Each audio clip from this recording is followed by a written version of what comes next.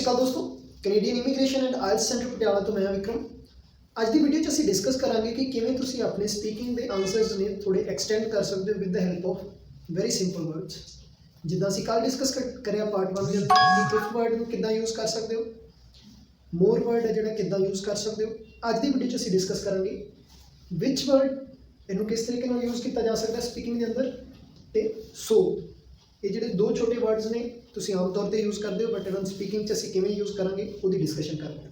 ਸੋ example ਲਈ ਹੋਈ ਹੈ already, who is more responsible for addressing global warming. Okay, so ਇਹਦੇ 'ਚ ਦੇਖੋ ਤੁਸੀਂ ਕੁਐਸਚਨ ਤੋਂ ਤੁਹਾਨੂੰ ਕਲੀਅਰ ਹੋ ਜਾਣਾ ਚਾਹੀਦਾ ਕਿ ਇਹ ਕੰਪੈਰੀਟਿਵ ਨੇਚਰ ਦਾ ਕੁਐਸਚਨ ਹੈ। Okay, who is more responsible. Okay, more responsible ਕਿਹਾ ਗਿਆ, that means more responsible ਦਾ ਮਤਲਬ ਹੈ ਕਿ ਇੱਥੇ ਤੁਹਾਨੂੰ ਕਹਿਣਾ ਪਊਗਾ ਦੋ ਚੀਜ਼ਾਂ ਦੀ ਗੱਲ ਕਰਨੀ ਪਊਗੀ ਕਿ ਆਪਸ਼ਨ ਏ ਜਾਂ option B for addressing global warming. Okay, ਤਾਂ ਗਲੋਬਲ ਵਾਰਮਿੰਗ ਕੀ ਹੈ, ਇਹਦੇ 'ਚ ਕੀਵਰਡ ਹੈ। ਓਕੇ, ਤਾਂ ਜਦੋਂ ਵੀ ਤੁਹਾਨੂੰ ਕੋਈ ਕੁਐਸਚਨ ਪੁੱਛਿਆ ਜਾਂਦਾ ਹੈ ਤਾਂ who is responsible for global warming, ਤਾਂ ਜਿਹੜਾ ਪੁੱਛਣ ਵਾਲਾ ਉਹਨੂੰ ਵੀ ਪਤਾ ਕਿ ਮੈਂ ਗਲੋਬਲ ਵਾਰਮਿੰਗ ਤੇ ਆਨਸਰ ਐਕਸਪੈਕਟ ਕਰ ਰਿਹਾ, ਜਿਹਨੇ ਆਨਸਰ ਦੇਣਾ ਉਹਨੂੰ ਵੀ ਪਤਾ ਕਿ ਮੈਂ ਗਲੋਬਲ ਵਾਰਮਿੰਗ ਦੇ ਉੱਪਰ ਬੋਲਣਾ। ਤਾਂ ਬਜਾਏ ਕਿ ਤੁਸੀਂ ਗਲੋਬਲ ਵਾਰਮਿੰਗ ਦੁਬਾਰਾ ਯੂਜ਼ ਕਰੋ, ਉਹਦੀ ਥਾਂ ਤੇ ਤੁਸੀਂ ਕੀ ਯੂਜ਼ ਕਰ ਸਕਦੇ ਹੋ, ਕੋਈ ਪ੍ਰੋਨਾਉਨ ਯੂਜ਼ ਕਰ ਸਕਦੇ ਹੋ, ਬਿਕੋਜ਼ ਉਹ ਪ੍ਰੋਨਾਉਨ ਤੋਂ ਕਲੀਅਰ ਹੋ ਜਾਂਦਾ ਹੈ ਕਿ ਤੁਸੀਂ ਗਲੋਬਲ ਵਾਰਮਿੰਗ ਨੂੰ ਹੀ ਇੱਕ ਨਵੇਂ ਵਰਡ ਨਾਲ ਐਡਰੈਸ ਕਰਕੇ ਬੋਲ ਰਹੇ ਹੋ। ਓਕੇ, ਤਾਂ ਕੀ ਹੈ, ਅਨਡਾਊਟਡਲੀ ਇੱਦਾਂ ਦੇ ਵਰਡ ਅਸੀਂ ਯੂਜ਼ ਕਰਦੇ ਹਾਂ ਉਦੋਂ ਜਦੋਂ ਅਸੀਂ ਸਪੀਕਿੰਗ ਨੂੰ ਹੋਰ ਨੈਚੁਰਲ ਬਣਾਉਣਾ ਹੋਵੇ, ਔਰ ਇਹਦੇ ਉੱਪਰ ਤੁਹਾਡਾ ਜਿਹੜਾ ਸਟ੍ਰੈਸ ਹੈ ਉਹ ਵੀ ਆਉਣਾ ਚਾਹੀਦਾ। ਜਿਵੇਂ ਅਸੀਂ ਕਹਿ ਦਿੰਦੇ ਹਾਂ ਕਿ ਬੇਸ਼ੱਕ, ਹੈ ਨਾ, ਤਾਂ ਪੰਜਾਬੀ ਦੇ ਅੰਦਰ ਜਿਵੇਂ ਅਸੀਂ ਵਰਡਸ ਦੇ ਉੱਪਰ ਕਿਤੇ ਕਿਤੇ ਸਟ੍ਰੈਸ ਦਿੰਦੇ ਹਾਂ ਤਾਂ ਉਵੇਂ ਇੱਥੇ ਅਸੀਂ ਕਰ ਸਕਦੇ ਹਾਂ ਅਨਡਾਊਟਡਲੀ।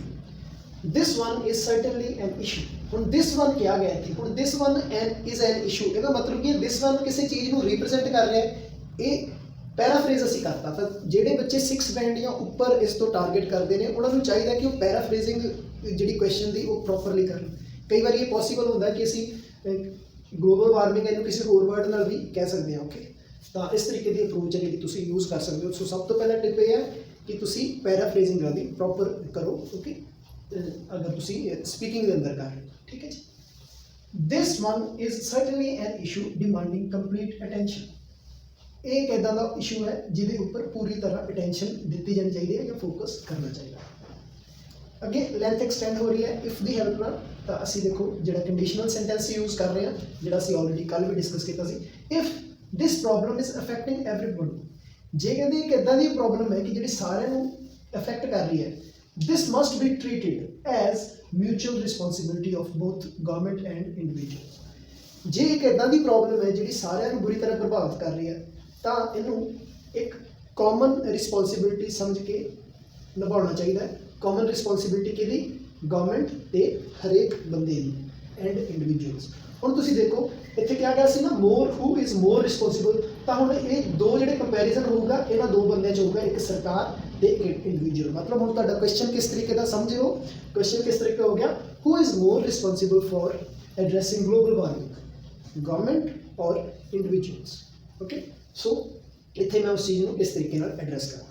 ਕਈ ਵਾਰੀ ਇੱਦਾਂ ਤੁਹਾਨੂੰ ਇੱਕ ਕੁਐਸਚਨ ਦੇ ਅੰਦਰ ਵੀ ਐਲੀਮੈਂਟਸ ਮਿਲ ਜਾਣਗੇ, ਜਿਵੇਂ ਇੱਥੇ ਲਿਖਿਆ ਹੋ ਸਕਦਾ ਗਵਰਨਮੈਂਟ ਔਰ ਇੰਡੀਵਿਜੂਅਲਸ, ਬਟ ਕਈ ਵਾਰੀ ਇਸੇ ਜਗ੍ਹਾ ਤੇ ਛੱਡਿਆ ਵੀ ਹੋ ਸਕਦਾ। ਤਾਂ ਇੱਥੋਂ ਤੁਹਾਨੂੰ ਕਲੀਅਰ ਹੋ ਜਾਣਾ ਚਾਹੀਦਾ ਕਿ ਇੱਥੇ ਤੁਹਾਨੂੰ ਕਿਸੇ ਦੋ ਚੀਜ਼ਾਂ ਨੂੰ ਕੰਪੇਅਰ ਕਰਨਾ ਪੈਣਾ ਹੈ, ਕਿਉਂਕਿ ਤੁਹਾਡਾ ਆਨਸਰ ਤਾਂ ਹੀ ਹੈ ਜਿਹੜਾ ਟਾਸਕ ਅਚੀਵਮੈਂਟ ਵੱਲ ਜਾਊਗਾ। Okay, like deforestation. ਹੁਣ ਮੈਂ ਅੱਗੇ ਇੱਕ ਐਗਜ਼ਾਮਪਲ ਲੈ ਕੇ ਆ ਰਿਹਾ। ਪਹਿਲਾਂ ਮੈਂ ਕਿਹਾ ਕਿ ਦਿਸ ਇਜ਼ ਸਰਟਨਲੀ, ਇਹ ਇੱਕ ਨਿਸ਼ਚਿਤ ਹੀ ਇੱਕ ਵੱਡੀ ਪ੍ਰੋਬਲਮ ਹੈ, ਤੇ ਜੇ ਇੱਦਾਂ ਦੀ ਪ੍ਰੋਬਲਮ ਹੈ ਜਿਹੜੀ ਸਾਰਿਆਂ ਨੂੰ ਇਫੈਕਟ ਕਰ ਰਹੀ ਹੈ, ਇਹਨੂੰ ਸਾਨੂੰ ਇੱਕ ਕਾਮਨ ਰਿਸਪੋਂਸਿਬਿਲਿਟੀ ਸਮਝ ਕੇ ਟ੍ਰੀਟ ਕਰਨਾ ਚਾਹੀਦਾ। ਲਾਈਕ ਡਿਫੋਰੈਸਟੇਸ਼ਨ, ਜਿਵੇਂ ਕਿ ਜੰਗਲਾਂ ਦਾ ਕਟਾਅ which is happening at large scale. ਹੁਣ ਜਿਹੜਾ ਵਿਚ ਵਰਡ ਹੈ ਮੈਂ ਇੱਥੇ ਯੂਜ਼ ਕੀਤਾ ਹੈ, ਉਹ ਕਿਉਂ ਯੂਜ਼ ਕੀਤਾ ਹੈ, ਡੀਫੋਰੈਸਟੇਸ਼ਨ ਨੂੰ ਹੋਰ ਜ਼ਿਆਦਾ ਡਿਫਾਈਨ ਕਰਨ ਲਈ ਜਾਂ ਮੋਡੀਫਾਈ ਕਰਨ ਲਈ। ਤਾਂ ਵਿਚ ਵਰਡ ਦਾ ਪਹਿਲਾ ਯੂਜ਼ ਦੇਖੋ ਮੈਂ ਦੱਸ ਰਿਹਾ ਇੱਥੇ, ਟੂ ਰਿਫਲੈਕਟ ਅਪੋਨ ਸਮਥਿੰਗ, ਕਿਸੇ ਚੀਜ਼ ਦੇ ਉੱਪਰ ਦੁਬਾਰਾ ਤੋਂ ਫੋਕਸ ਲੈ ਕੇ ਆਉਣਾ। Okay, like ਡਿਫੋਰੈਸਟੇਸ਼ਨ। ਓਕੇ, ਹੁਣ ਮੈਂ ਇੱਥੇ ਛੱਡਤਾ which is happening at large scale, ਮਤਲਬ ਮੈਂ ਡੀਫੋਰੈਸਟੇਸ਼ਨ ਨੂੰ ਹੀ ਹੋਰ ਇਲੈਬੋਰੇਟ ਕਰ ਰਿਹਾ ਕਿ ਜਿਹੜੀ ਬੜੇ ਵੱਡੇ ਪੱਧਰ ਤੇ ਹੋ ਰਹੀ ਹੈ। Deforestation is happening at large scale, ਮੈਂ ਇਹ ਵੀ ਕਹਿ ਸਕਦਾ ਸੀ, ਬਟ ਮੈਂ ਇਹ ਕਹਿਣ ਦੀ ਬਜਾਏ ਵਿਚ ਨੂੰ ਐਜ਼ ਅ ਕਨੈਕਟਰ ਯੂਜ਼ ਕੀਤਾ। ਮੈਂ ਕਿਹਾ like deforestation which is happening at large scale. Okay, ਤਾਂ ਇੱਕ ਹੋਰ ਚੀਜ਼ ਇੱਥੇ ਤੁਸੀਂ ਮੈਂ ਕੱਲ੍ਹ ਵੀ ਡਿਸਕਸ ਕੀਤੀ ਸੀ, ਜਦੋਂ ਐਗਜ਼ਾਮਪਲ ਦੇ ਤੌਰ 'ਤੇ ਕੁਛ ਲੈਣਾ ਤਾਂ ਤੁਸੀਂ ਇੱਥੇ ਸਪੀਕਿੰਗ ਦੇ ਅੰਦਰ ਜਿਹੜਾ ਲਾਈਕ ਵਰਡ ਹੈ ਜਿਹੜਾ ਜ਼ਿਆਦਾ ਸੂਟੇਬਲ ਹੈ ਉਹਨੂੰ ਯੂਜ਼ ਕਰੋ। like deforestation, which is happening at large scale, is the key reason behind increasing Earth's temperature. Okay. Is the key reason behind Earth's temperature. ਹੁਣ ਦੇਖੋ ਫਿਰ ਮੈਂ ਇੱਥੇ ਪੈਰਾਫਰੇਜ਼ਿੰਗ ਕੀਤੀ। ਪੈਰਾਫਰੇਜ਼ਿੰਗ ਕਿਵੇਂ ਕੀਤੀ? ਉੱਪਰ ਕਿਹਾ ਗਿਆ ਸੀ ਗਲੋਬਲ ਵਾਰਮਿੰਗ, ਪਰ ਮੈਂ ਗਲੋਬਲ ਵਾਰਮਿੰਗ ਨੂੰ ਡਿਫਾਈਨ ਕਰਕੇ ਦੱਸਦਾ ਕਿ ਜਿਹੜਾ ਧਰਤੀ ਦਾ ਟੈਂਪਰੇਚਰ ਵੱਧ ਰਿਹਾ ਹੈ ਉਹਦੇ ਪਿੱਛੇ ਕੀ ਹੈ? ਡੀਫੋਰੈਸਟੇਸ਼ਨ ਹੈ ਜਿਹੜਾ ਕਾਰਨ ਹੈ। ਠੀਕ ਹੈ, ਡੀਫੋਰੈਸਟੇਸ਼ਨ ਇਜ਼ ਦਾ ਕੀ reason behind global warming. Okay, ਤਾਂ ਗਲੋਬਲ ਵਾਰਮਿੰਗ ਕਹਿਣ ਦੀ ਜਗ੍ਹਾ ਤੇ ਮੈਂ ਦੁਬਾਰਾ ਉਹਨੂੰ ਟਰਮ ਨੂੰ ਰੀਰਾਈਟ ਕੀਤਾ ਆਪਣੇ ਵਰਡਸ ਦੇ ਅੰਦਰ, ਬਿਹਾਈਂਡ ਇੰਕਰੀਜ਼ਿੰਗ ਅਰਥਸ ਟੈਂਪਰੇਚਰ। ਹੁਣ ਦੇਖੋ ਮੈਂ ਆਲਰੇਡੀ ਗਵਰਨਮੈਂਟ ਤੇ ਇੰਡੀਵਿਜੂਅਲ ਦੇ ਉੱਪਰ ਗੱਲ ਕਰਨੀ ਹੈ, ਇਸ ਚੀਜ਼ ਤੋਂ ਮੈਨੂੰ ਕਲੀਅਰ ਹੋ ਗਿਆ ਹੈ ਨਾ। ਤਾਂ ਜਦੋਂ ਮੈਂ ਪਹਿਲੇ ਐਲੀਮੈਂਟ ਦੀ ਗੱਲ ਕਰਾਂਗਾ ਤਾਂ ਮੈਂ ਕਹਾਂਗਾ ਫਸਟਲੀ, ਜੇ ਮੈਂ ਗਵਰਨਮੈਂਟ ਦੀ ਗੱਲ ਕਰਾਂ, firstly government need to take all measures to stop people from cutting trees। ਪਹਿਲੀ ਗੱਲ ਤਾਂ ਕਹਿੰਦੇ ਸਰਕਾਰ ਨੂੰ ਹਰ ਤਰ੍ਹਾਂ ਦਾ ਤਰੀਕਾ ਅਪਣਾਉਣਾ ਚਾਹੀਦਾ ਤਾਂ ਕਿ ਲੋਕਾਂ ਨੂੰ ਜੰਗਲ ਕੱਟਣ ਤੋਂ ਜਾਂ ਦਰਖਤ ਕੱਟਣ ਤੋਂ ਰੋਕਿਆ ਜਾ ਸਕੇ। ਇੱਥੇ ਮੈਂ ਯੂਜ਼ ਕਰ ਰਿਹਾ ਵਰਡ ਫਸਟਲੀ, ਤਾਂ ਜਿੱਦਾਂ ਅਸੀਂ ਰਾਈਟਿੰਗ ਦੇ ਅੰਦਰ ਸੈਕੰਡਲੀ ਯੂਜ਼ ਕਰਦੇ ਹਾਂ, ਸਪੀਕਿੰਗ ਦੇ ਅੰਦਰ ਅਸੀਂ ਸੈਕੰਡਲੀ ਯੂਜ਼ ਕਰ ਸਕਦੇ ਹਾਂ, ਬਟ ਆਪਣੇ ਕੋਲ ਕਈ ਹੋਰ ਆਪਸ਼ਨਸ ਵੀ ਨੇ, ਉਹਨਾਂ 'ਚੋਂ ਇੱਕ ਆਪਸ਼ਨ ਮੈਂ ਅੱਗੇ ਡਿਸਕਸ ਕਰ ਰਿਹਾ। ਪਹਿਲੀ ਗੱਲ ਤਾਂ ਸਰਕਾਰ ਨੂੰ ਜੰਗਲਾਂ ਦੇ ਕਟਾਅ ਨੂੰ ਰੋਕਣ ਲਈ ਹਰੇਕ ਤਰੀਕਾ ਅਪਣਾਉਣਾ ਚਾਹੀਦਾ ਹੈ। And as far as individuals are concerned, ਤੇ ਜਿੱਥੋਂ ਤੱਕ ਲੋਕਾਂ ਦੀ ਗੱਲ ਹੈ, they should keep all their activities environment friendly। ਤੇ ਜਿੱਥੋਂ ਤੱਕ ਲੋਕਾਂ ਦੀ ਗੱਲ ਹੈ, as far as individuals are concerned, ਤਾਂ ਮੈਂ ਇੱਥੇ ਸੈਕੰਡਲੀ ਕਹਿਣ ਦੀ ਬਜਾਏ ਮੈਂ ਕਿਹੜਾ ਵਰਡ ਯੂਜ਼ ਕੀਤਾ? as far as। ਓਕੇ, ਤਾਂ ਇਸ ਤਰੀਕੇ ਨਾਲ ਤੁਸੀਂ ਇੱਕ ਵੇਰੀਏਸ਼ਨ ਹੈ ਜਿਹੜੀ ਐਡ ਕਰ ਸਕਦੇ ਹੋ। ਓਕੇ, ਇਹਦੇ ਨਾਲ ਕੀ ਹੋਊਗਾ? ਐਗਜ਼ਾਮੀਨਰ ਨੂੰ ਇੱਕ ਕਲੈਰਿਟੀ ਆਈ ਹੈ ਕਿ ਤੁਸੀਂ ਇੱਕ ਪੈਟਰਨ ਜਿਹਾ ਨਹੀਂ ਫੋਲੋ ਕਰ ਰਹੇ, ਤੁਹਾਡੇ ਆਪਣੇ ਇੱਕ ਸਟਾਈਲ ਹੈ, ਇੱਕ ਤੁਸੀਂ ਸਮਝ ਹੈ ਤੁਹਾਡੀ, ਤੇ ਤੁਸੀਂ ਚੀਜ਼ਾਂ ਨੂੰ ਮੋਡੀਫਾਈ ਵੀ ਕਰ ਸਕਦੇ ਹੋ। ਓਕੇ, ਤਾਂ ਇਸ ਨਾਲ ਤੁਸੀਂ ਆਪਣੀ ਜਿਹੜੀ ਇੰਗਲਿਸ਼ ਗ੍ਰਾਮਰ, ਇੰਗਲਿਸ਼ ਦੇ ਉੱਪਰ ਕਮਾਂਡ ਹੈ, ਉਹਨੂੰ ਵਧੀਆ ਤਰੀਕੇ ਨਾਲ ਰਿਪਰੈਜ਼ੈਂਟ ਕਰ ਸਕਦੇ ਹੋ। ਓਕੇ, ਫਸਟਲੀ ਅਸੀਂ ਯੂਜ਼ ਕਰ ਲਿਆ, ਬਟ ਸੈਕੰਡਲੀ ਯੂਜ਼ ਕਰਨ ਦੀ ਬਜਾਏ ਮੈਂ ਕੀ ਯੂਜ਼ ਕੀਤਾ ਇੱਥੇ? And as far as individuals are concern, ਤੇ ਜਿੱਥੋਂ ਤੱਕ ਲੋਕਾਂ ਦੀ ਗੱਲ ਹੈ, ਜਿਵੇਂ ਇਹਨੂੰ ਪੂਰੀ ਤਰ੍ਹਾਂ ਅਸੀਂ ਦੇਖੀਏ ਪੰਜਾਬੀ 'ਚ ਕਿਵੇਂ ਹੋਊਗਾ। ਪਹਿਲੀ ਗੱਲ ਤਾਂ ਸਰਕਾਰ ਨੂੰ ਹਰ ਤਰੀਕਾ ਬਣਾਉਣਾ ਚਾਹੀਦਾ ਹੈ ਤਾਂ ਕਿ ਲੋਕਾਂ ਨੂੰ ਜੰਗਲ ਦੀ ਕਟਾਈ ਤੋਂ ਰੋਕਿਆ ਜਾ ਸਕੇ। ਤੇ ਜਿੱਥੋਂ ਤੱਕ ਲੋਕਾਂ ਦੀ ਗੱਲ ਹੈ, ਉਹਨਾਂ ਨੂੰ ਆਪਣੀ ਜਿਹੜੀ ਅਪਰੋਚ ਨੇ ਉਹ ਸਾਰੀਆਂ एनवायरमेंट फ्रेंडली रखनी चाहिए। एनवायरमेंट फ्रेंडली का मतलब की है कि इदां दी अप्रोचेस जिहड़ियां एनवायरमेंट दे बिल्कुल अनुकूल होण, एनवायरमेंट नूं अफेक्ट ना करन बुरी तरह। ओके, कल वाली एग्जांपल फिर आ गई, मैं मोर वर्ड यूज़ कर रहा यानी कंपैरेटिव नेचर के वर्ड। ओके, जरूरी नहीं हर बारी मोर यूज़ करना, तुसीं फास्टर, स्लोअर यानी सैकेंड फॉर्म ऑफ जिहड़ी वर्ब है सी उहनूं यूज़ करके कंपैरेटिव कोरिलेटिव सेंटेंसिस भी लिख सकते हो। ओके, तो इहदे नाल भी एक सेंटेंस की वैरायटी ऐड हो जाती है। The more we make use of green products, जिन्ना ज़्यादा असी green products ਨੂੰ ਵਰਤਾਂਗੇ, green product ਕਿਹੜੇ ਹੁੰਦੇ ਨੇ? ਜਿਹੜੇ ਕਿ एनवायरमेंट ਨੂੰ ਕਿਸੇ ਤਰ੍ਹਾਂ ਨੁਕਸਾਨ ਨਹੀਂ ਪਹੁੰਚਾਉਂਦੇ। ਓਕੇ, ਤਾਂ ਉਹ ਹੁਣ ਸੇਮ ਚੀਜ਼ ਜਿਹੜੀ एनवायरमेंट फ्रेंडली ਕਹਿਣ ਦੀ ਬਜਾਏ ਮੈਂ ਕੀ ਕਹਤਾ, ਉਹਦੀ ਜਗ੍ਹਾ ਤੇ ਨਵੀਂ ਟਰਮ ਲੈ ਕੇ ਆ ਗਿਆ green products। ਤਾਂ ਇਦਾਂ ਅਸੀਂ ਹਰ ਵਾਰੀ ਆਪਣੀ ਚੀਜ਼ਾਂ ਨੂੰ ਪੈਰਾਫਰੇਜ਼ ਕਰਦੇ ਰਹਿੰਦੇ ਹਾਂ, ਇਸ ਚੀਜ਼ ਨਾਲ ਸਾਨੂੰ ਹੈਲਪ ਮਿਲਦੀ ਹੈ ਸਾਡੀ ਵੋਕੈਬਲਰੀ ਸ਼ੋ ਕਰਨ ਦੀ। Okay, the more we make use of green products, more we contribute in saving environment। ਜਿੰਨਾ ਜ਼ਿਆਦਾ ਅਸੀਂ ਗ੍ਰੀਨ ਪ੍ਰੋਡਕਟਸ ਯੂਜ਼ ਕਰਾਂਗੇ, ਉਨਾ ਜ਼ਿਆਦਾ ਅਸੀਂ ਯੋਗਦਾਨ ਪਾਵਾਂਗੇ এনवायरमेंट ਨੂੰ ਸੇਵ ਕਰਨ ਲਈ। ਇੱਥੇ ਤੱਕ ਹੁਣ ਦੇਖੋ ਤੁਸੀਂ ਕੀ ਕੀਤਾ, ਪਹਿਲਾਂ ਪੈਰਾਫਰੇਜ਼ਿੰਗ ਸਿੱਖੀ ਪ੍ਰੋਨਾਊਨ ਦੀ ਹੈਲਪ ਨਾਲ।